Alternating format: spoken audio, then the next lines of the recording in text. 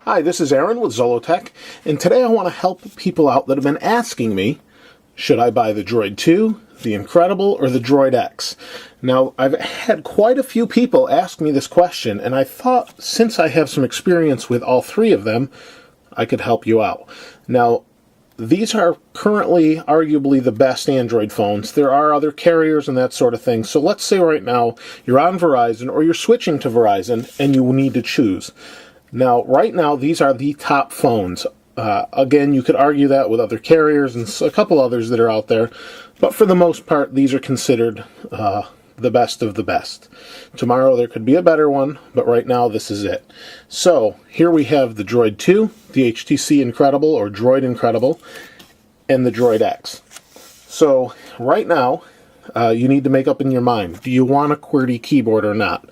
If you do, this makes this decision quite easy, as this is the only Android phone, new one, that has a QWERTY keyboard.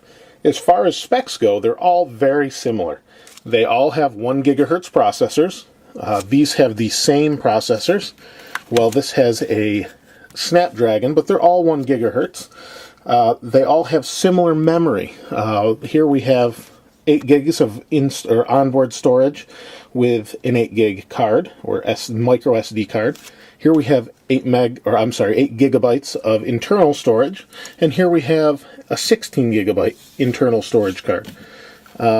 So that's what we have as far as specs. Very similar. The memory really doesn't matter too much because you can add that on any of these phones with an SD card.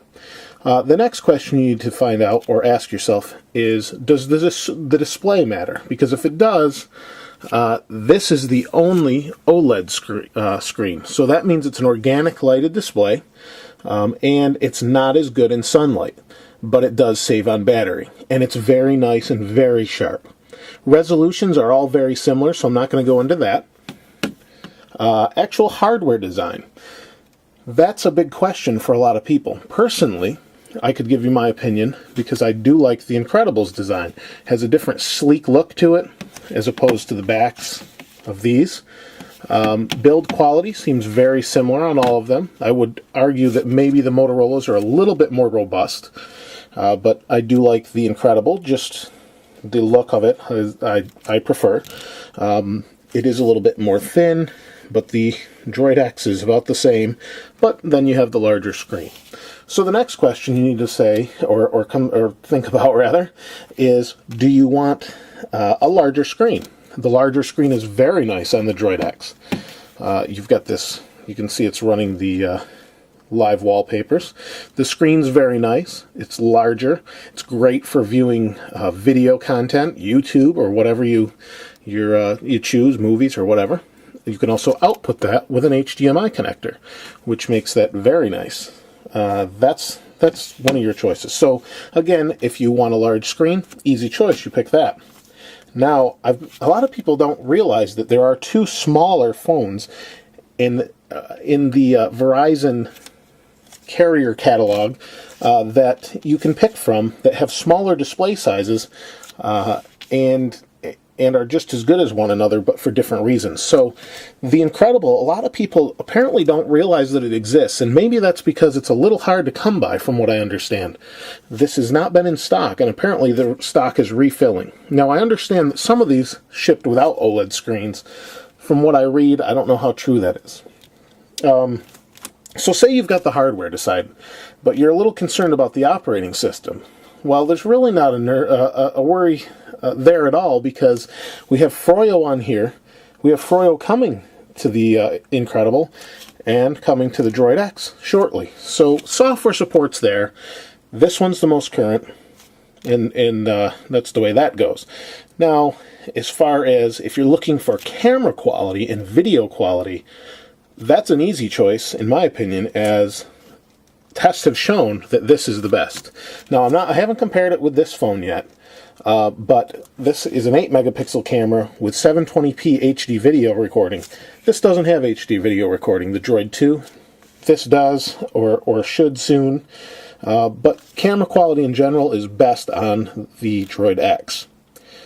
That said, there's not a whole lot more other than maybe battery life. My experience has been battery life is best on the Droid Incredible, and I think that's due to the OLED screen, as that takes less power than a backlit LCD screen. There's really not much more to go into other than that. They're all very good phones, reliable, great signal. Signal strength, I would say, is best on the Incredible from the tests I've done, the grip tests and those sort of things. I just find it to be the best. So let me just show you the screens real quick, side by side, just to give you a better idea, in case this is what you've come down to. So, here's the screens. Let me bring them in really close. Can't see much difference, I'm assuming.